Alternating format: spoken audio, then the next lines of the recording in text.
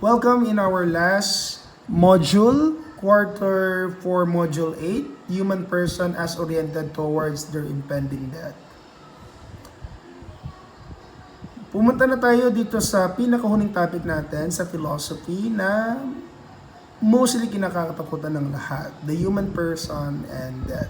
On this module, learners will like you to be with philosophical oriented regarding a sensitive topic that everybody doesn't want to talk about. Ito yung kamatayan. Here, we will treat death in a very academic way while also allowing our own takes and insight to interplay with the discussion. However, you are advised to have an objective disposition regarding this death to remove any negative impression that may affect you.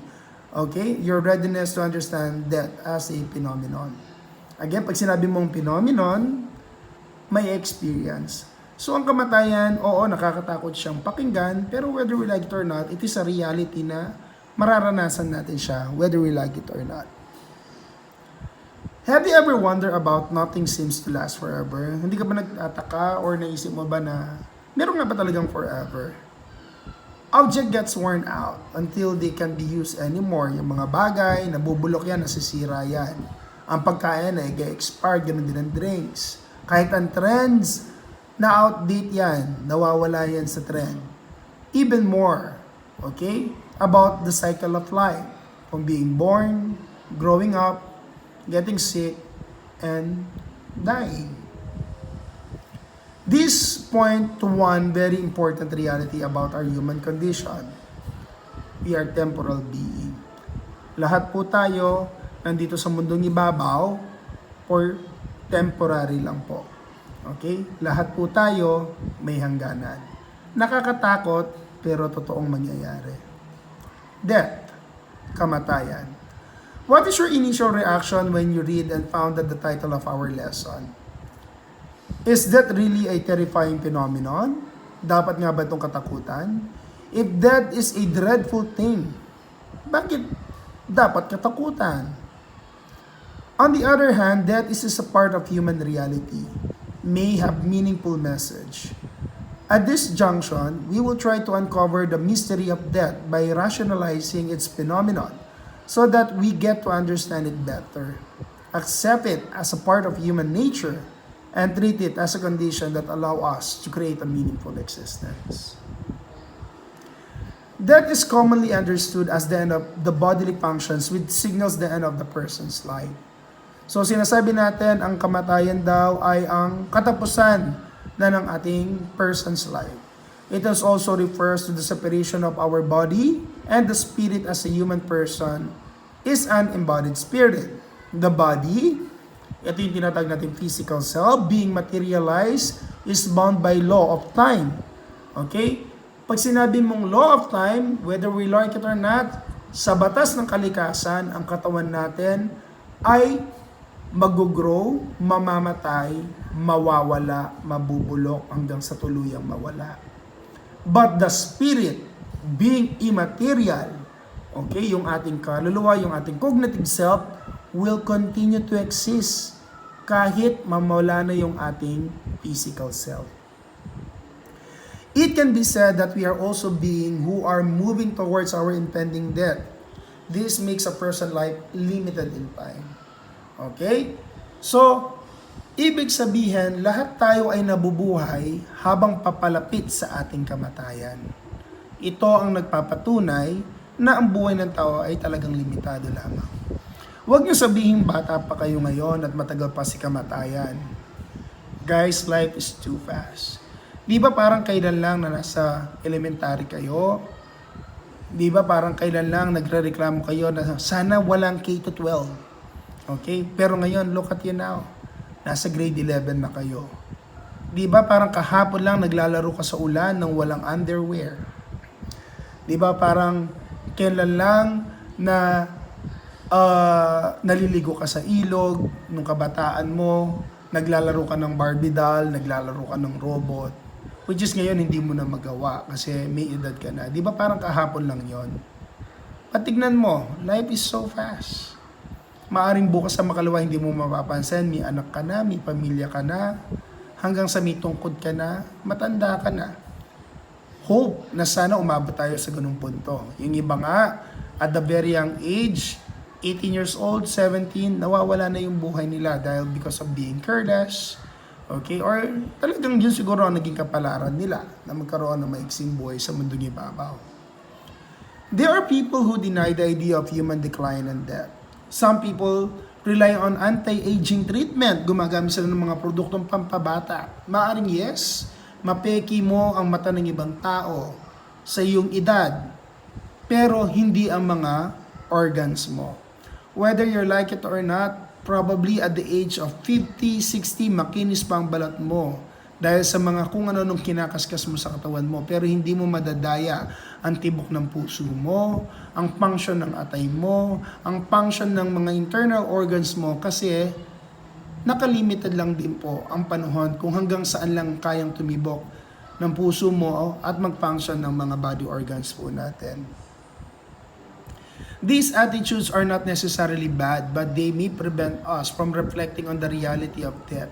Hindi po masama ang gawin natin ng ibang paraan para magmukha tayong bata. But we have to embrace the fact that death is integral part of our life. Kailangan natin i-embrace na whether we like it or not, papalapit na papalapit po tayo sa ating kamatayan. Once we have come to term with that, we can focus not just on the quantifiable aspect of our life, but also its quality. Ang buhay ng tao is not about the quantifiable aspect. When you say quantifiable aspect, ito yung mga pag-aari mo, kung gaano ka katagal tumira sa mundong ibabaw, kung ano ang na-invest mo. Yes, probably, nabuhay ka ng marami kang pera. Probably, nabuhay ka hanggang 100 years old. But the question is, how was your life? Naging meaningful ba? Naging quality ba? Okay? Ang iyong pamumuhay sa mundong ibabaw nung ikay nabubuhay. Human person should also focus and reflect on what he or she needs to do and identify the goals that he or she needs to achieve. Through this way, he or she could say that he or she have lived a meaningful existence. Nabuhay ka kasi naging meaningful ang pamumuhay mo. Alam mo ba, malalaman mo lang kung naging meaningful ang buhay mo, kailan? Kapag namatay ka na. Kasi kapag namatay ka na, doon pa lang sasabihin o doon mo marinig sa tao, napakabuti niyang tao, isa siyang malaking kawalan. Pero kapag ikaw ay walang naging ambag sa iyong society, anong pwedeng sabihin ng ibang tao sa iyo? Nabubuhay ka pa lang, sinasabihan ka na ng tao na, o't mabiya ka pa, dapat din kalapa mo, mamamatayin na lang. Perwisyo ko muging lipunan. Di ba? So buhay ka pa lang, pinagdarasan na ng ibang tao na sana mamatay ka na. Okay? Pero kapag ikaw ay naging mabuting tao, hanggang kamatayan, kahit patay ka na, pag-uusapan pa rin ang iyong buhay dahil sa mga magaganda mong nagawa. Doon mo palang malalaman kung naging mabuti kang tao sa mundo kapag ikaw ay namatay na. Phenomenological notion of death. Again, when you say phenomenological, ini-experience muna bago paniwalaan. Okay? So, meron bang ganon? Actually, there's no such thing na namatay at nabuhay muli at ikinwento ang kanyang kamatayan. Okay? Hindi tayo si Jesus Christ na na-resurrect from death. Okay? Walang ibang pwedeng makapagkwento niyan at dahil wala pang ibang nakapag-testify niyan na namatay na sila at muli silang nabuhay at kinwento kung ano ang naramdaman nila in between na mamamatay na sila nung panahong na nasa stage na sila ng kanilang kamatayan. According to Martin Heidegger, in his book Being at Time, death is certain. Death is indefinite.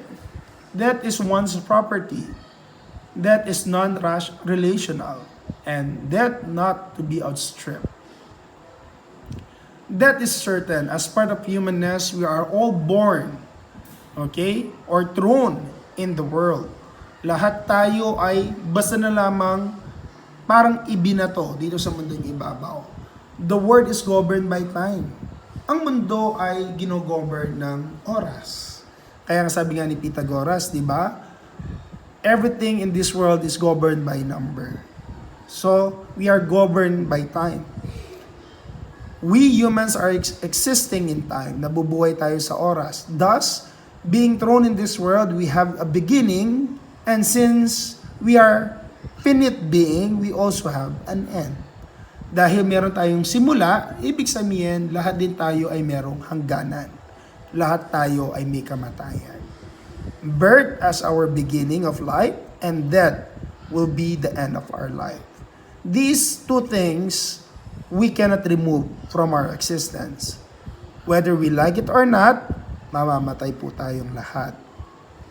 Death is indefinite. While death is sure to come, it is however indefinite kung kailan ito darating. Walang kahit sino man ang pwedeng magsabi, okay, sa atin kung kailan talaga tayo mamamatay. Unless papatayin ka talaga or sasadyain kang patayin. Okay? We do not know exactly when. Kahit ang doktor, sabihin man nila, meron ka na lang 6 months na tanning, that's not 100% sure or will guarantee you na mabubuhay ka pa in 6 times. It could be lesser or it could be longer. Tulad ng magulang ko, ang nani ko, sinabihan kami, March noon na sinabihan kami na meron na lang 6 months ang aming magulang. Okay, para mabuhay because of her cancer sa lungs. Pero ang mother ko hindi umabot dun sa 6 months. In less than 3 months, pumanaw siya after kaming masabihan. So that is indefinite. Walang exact concrete date, time kung kailan ka talaga mamamatay. That is why we should try to live the best of our life that we can do or that we can, for we never know kung kailan ito darating.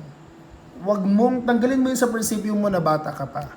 Okay? That you're still young and strong, healthy.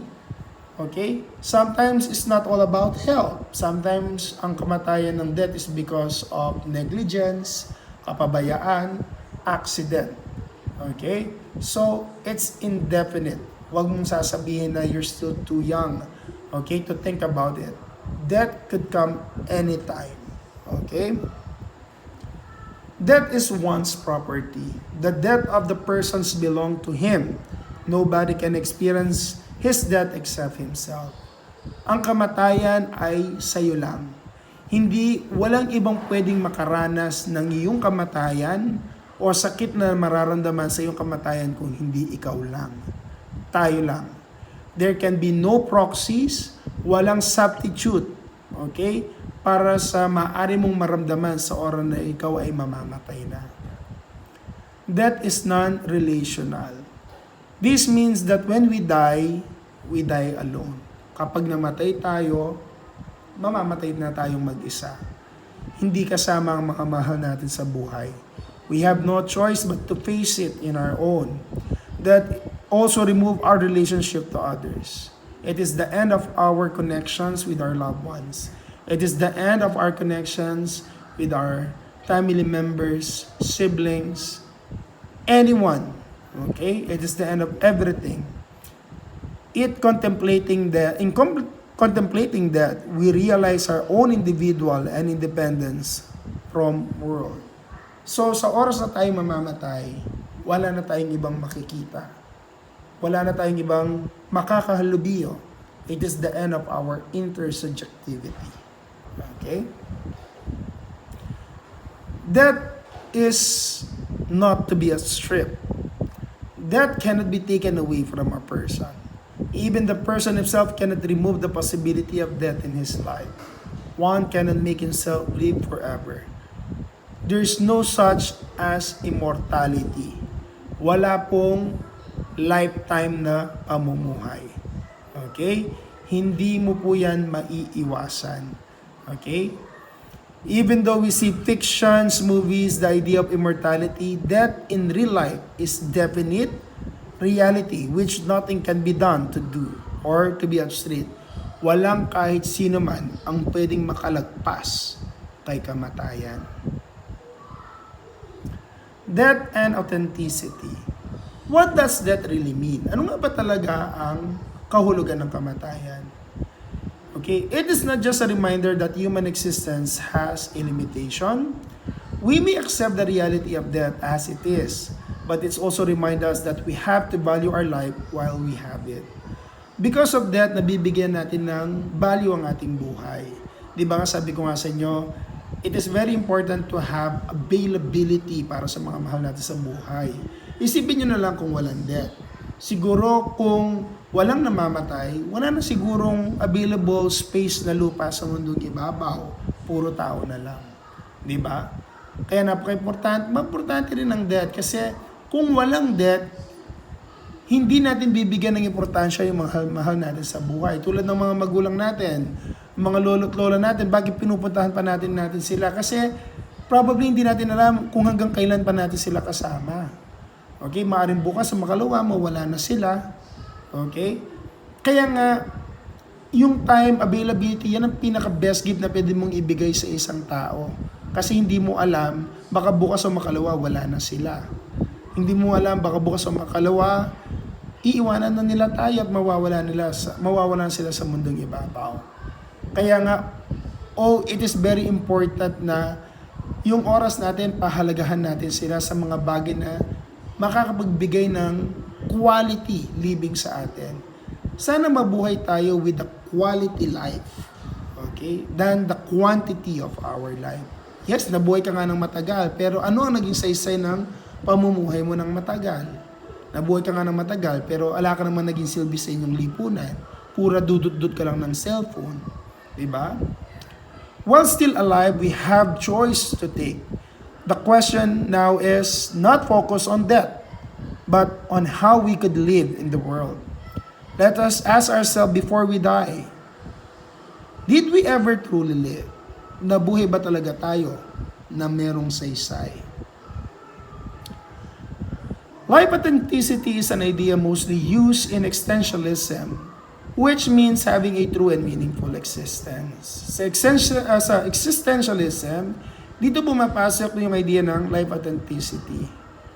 Naging meaningful ba ang buhay mo sa mundong ibabaw? Dito na pumapasok yung mga contributions ng mga taong nawala na. Tignan nyo si Jose Rizal, Bonifacio, sina former President Ramon Magsaysay. Kahit mga patay na sila, okay, patuloy pa rin nabubuhay ang kanilang presence dahil sa mga kabutihang nagawa nila sa mundong ibabaw. According to Soren Kierkegaard, we have to avoid the crowd, the majority of the society which we think that should be the pattern of our lives. Huwag tayong sumabay sa kung ano ang uso. Okay? Hindi porket uso ngayon ng cellphone, addicted na lahat ng tao sa cellphone, pati tayo magpapaka-addict na rin dyan. For example, we see people marrying and therefore we also have to marry. But authenticity is not like that. We have to free to choose marrying. Okay? Iniisip mo na ang lahat ng tao ay nagpapakasal. Dapat magpakasal din ako. But when you say life authenticity, magpapakasal ka kasi this what makes you feel happy. Magpapakasal ka kasi mahal mo yung tao na pakakasalan mo. Hindi dahil napipilitan ka lang magpakasal para masabing makasunod ka lang sa norms. The intention to marry should not come from the crowd or sinasabi ng iba sa iyo, but usually here, but it should become from our deliberate choice. Nag-asawa ka kasi gusto mo. Pinili mong maging single kasi ginusto mo. Pinili mong mag-aral kasi gusto mo. Pinili mong makatulong sa ibang tao kasi gusto mo. Pinili mong mabuhay ng tahimik at nakakatulong sa ibang tao because you choose to be like that. Hindi dahil diniktan ka ng ibang tao. Another reason why we fail to lead an authentic life is fear. Takot. Just because we are afraid that the possible consequence of what others might say to us. We fail to pursue what we truly want in life. This challenge of authenticity is one of the important message of death. As we accept that, habang tinatanggap natin si kamatayan, we realize the value of having the true life, an authentic life. Ano nga ba talaga ang nagpasaya sa buhay ko habang ako'y nabubuhay? Hanggat buhay ka, gawin mo yung mga bagay na magpapasaya sa iyo. As long yung magpapasaya sa iyo ay hindi nakakasira, nakakapahamak at nakakapaningit ng ibang tao, go ahead.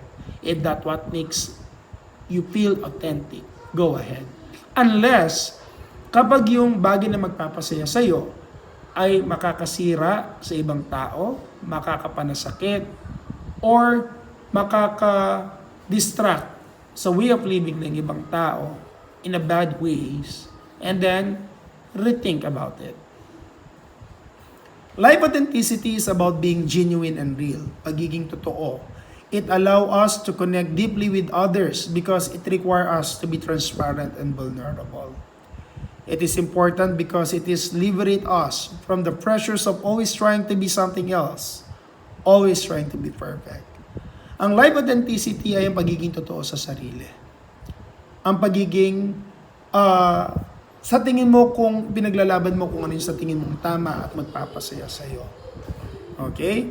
Huwag kang ma-pressure sa sinasabi ng ibang tao.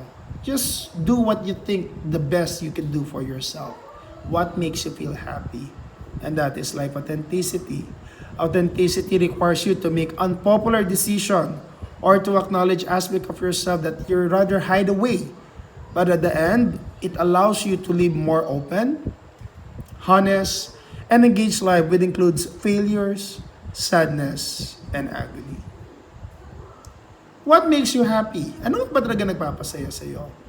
Ancient Greek philosophy consider happiness as an achievement and it must be gained by living a productive and moral life. Religious philosophers consider happiness as a union with God, while contemporary philosophers define as a whole life satisfaction naman. Based on our evaluation of our overall life experiences, happiness also has a social element that we should not only concern about ourselves, but also by the well-being of others. As an embodied spirit, we must also consider the goods or sources of happiness. Bilang mga taong nagpo-possess ng embodied spirit, kailangan i-consider din natin kung ano yung mga nakabubuti, okay? At saka mga sources of happiness. Alam niyo ba, mayroong mga iba't ibang source of happiness and goods.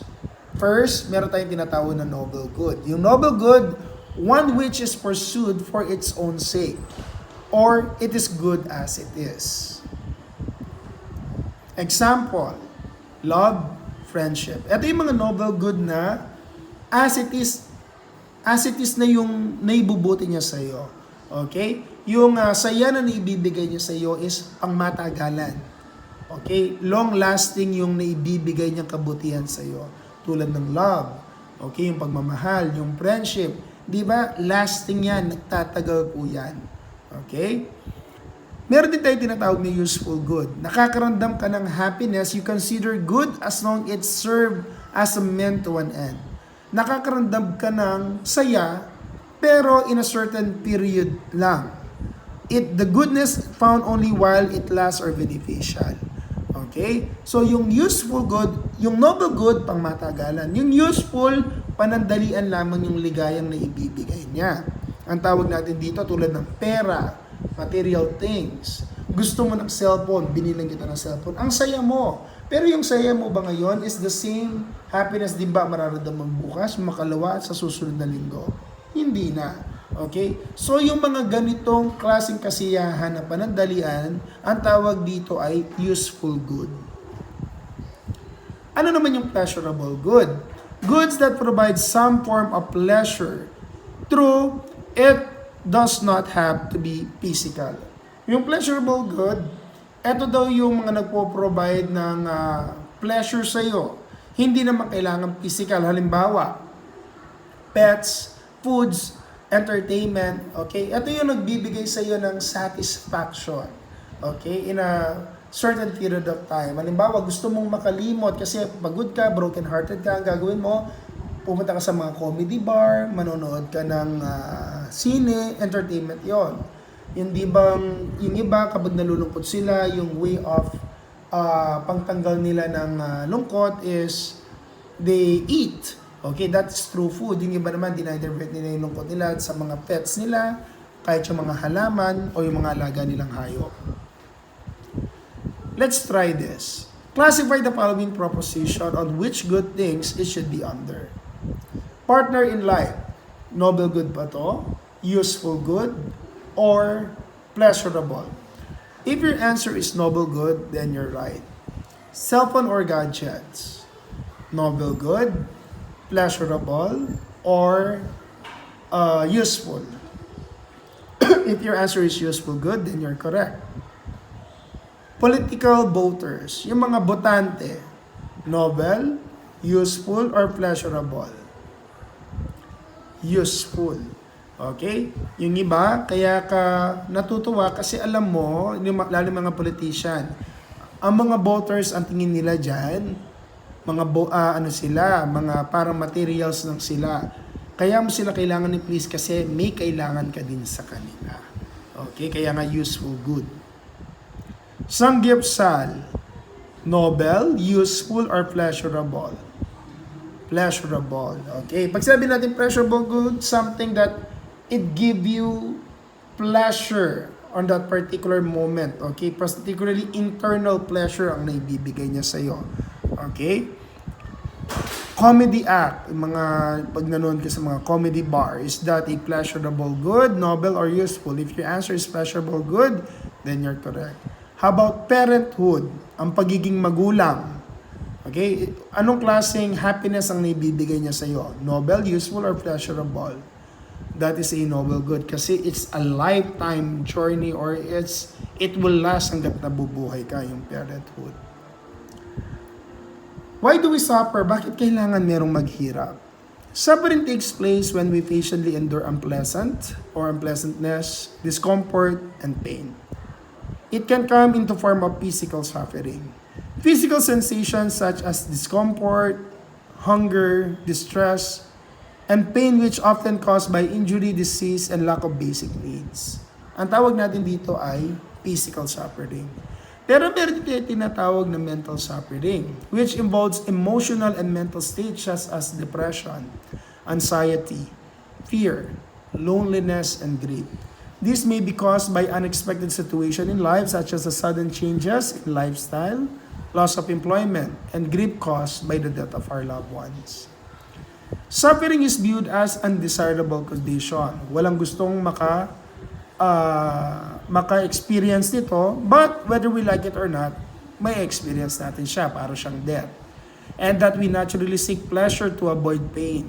Sometimes kapag meron tayong masamang nararamdaman, naghahanap tayo ng klase ng goods, okay? Na kung saan para makalimutan natin kahit panandalian yung mga suffering na nararanasan natin. Other consider suffering as necessary because it helps us existence.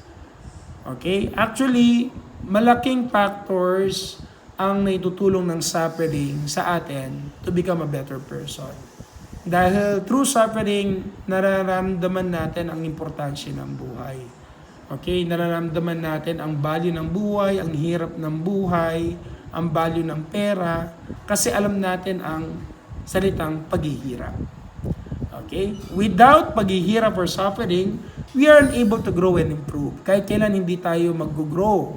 Kasi alam natin na hindi naman tayo nakakaramdam ng discomfort sa buhay. Our positive experience lose meaning and significance kapag hindi ka naghirap sa buhay. How do happiness, suffering, and death meanings to your life? The pursuit of happiness require us that we go through effort to achieve it. Okay? Para makuha mo ang happiness, kailangan mo mag-take ng effort para maabot mo to. Hindi dumarating ang happiness ng basta-basta. It takes certain effort. Parang pag-aasawa. Hindi ka naman basta pagising mo, may asawa ka na. No. Merong proseso po yan. Okay? Na kailangan mong pagdaanan bago mo maranasan ang saya ng merong asawa at magkaroon ng pamilya. Okay? Our efforts are often marked by difficulties and discouragement. If we are willing to suffer through adversities, it makes us pursue the happiness even more worldwide. As a result, we only not attain happiness, but we also become a better person in progress. Through suffering, nagiging mas matatag at mabuting tao po tayo. Sabi nga nila, di ba? Tumutulong ka hindi dahil gusto mong magmayabang. Tumutulong ka kasi alam mo ang pakiramdam ng wala. Okay? Nagiging masaya ka ngayon kasi alam mo ang pakiramdam ng wala. Binabali mo ang pera na meron ka ngayon kasi alam mo rin ang pakiramdam ng taong walang pera kasi na-experience mo yan. And that's already a suffering.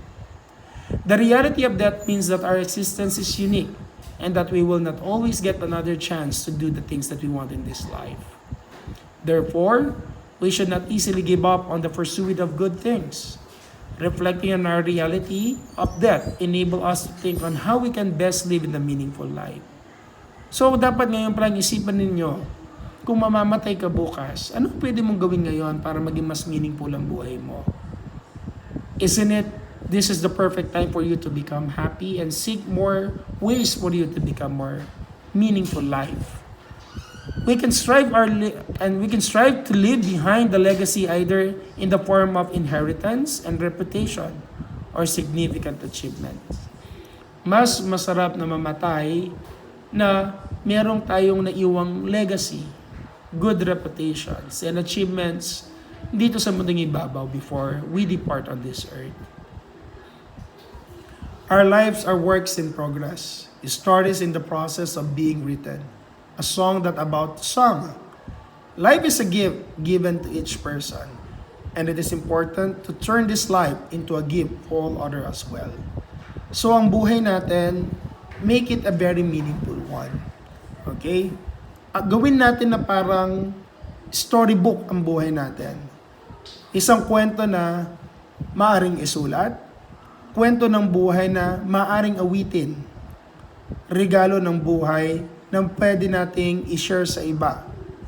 At napaka-importante na gawin natin sanang regalo sa ibang tao ang buhay na inirigalo din sa atin. And thank you for listening, and that is the end of our entire modules. Okay? From Module 1 to Module 8 here in Philosophy. Sana with this last lesson in our philosophy, na-realize ninyo kung gaano ka-importante ang buhay ng tao and how important philosophy in our lives. Thank you for listening, and this is the end of our lesson and the end of our school quarter for this school year. God bless everyone and all the best.